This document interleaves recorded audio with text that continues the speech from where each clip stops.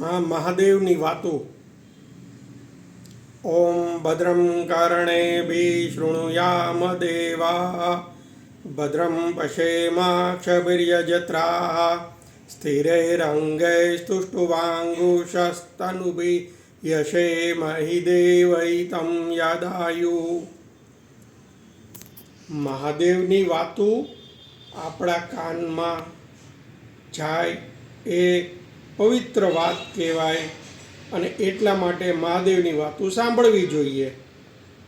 આપણા કાનમાં પવિત્ર સ્વર શબ્દ ગ્રહણ કરવા માટે જે ઘટનાક્રમ બને એમાં મહાદેવની વાતો સિવાય બીજી કોઈ વાતો જો ન હોય એવી શ્રુતિ અને સ્મૃતિ દ્વારા આ પ્રાર્થના છે.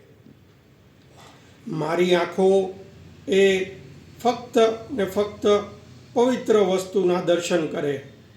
પવિત્ર વસ્તુ મહાદેવના દર્શન સિવાય કાંઈ પવિત્ર નથી. જગતમાં જ્યારે કાંઈ જ નહોતું ત્યારે ઓમકારનો ધ્વનિ મહાદેવજી દ્વારા પ્રગટ થયો અને આ ઓમકારમાંથી અકાર, ઉકાર, મકાર, સંધાન આવી રીતે ઓમકાર પ્રગટ થયો. પંચમુખમાંથી મહાદેવજી પંચમુખ કહેવાણા. પંચમુખ મહાદેવની જય. આપણે ઘણી જગ્યાએ પંચમુખ મહાદેવના દર્શન કર્યા છે. નેપાળમાં પશુપતિનાથના જ્યારે દર્શન કરવામાં આવે છે ત્યારે આપણને મહાદેવજીના પંચમુખના દર્શન થાય છે. પંચમુખના અલગ અલગ નામો અને એના મંત્રો છે જેનાથી એની સ્મરણ કરવામાં આવે છે.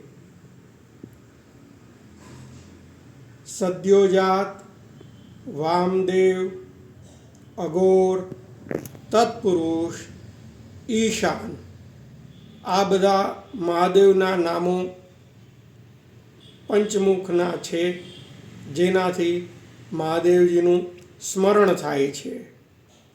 આ વ્યોમમાં પંચમુખ એટલે કે ઓમકાર એ ધ્વનિ રૂપે પ્રગટ થયો છે અને તેમાંથી જ આગળ વેદો અને શાસ્ત્રો પ્રગટ થયા છે.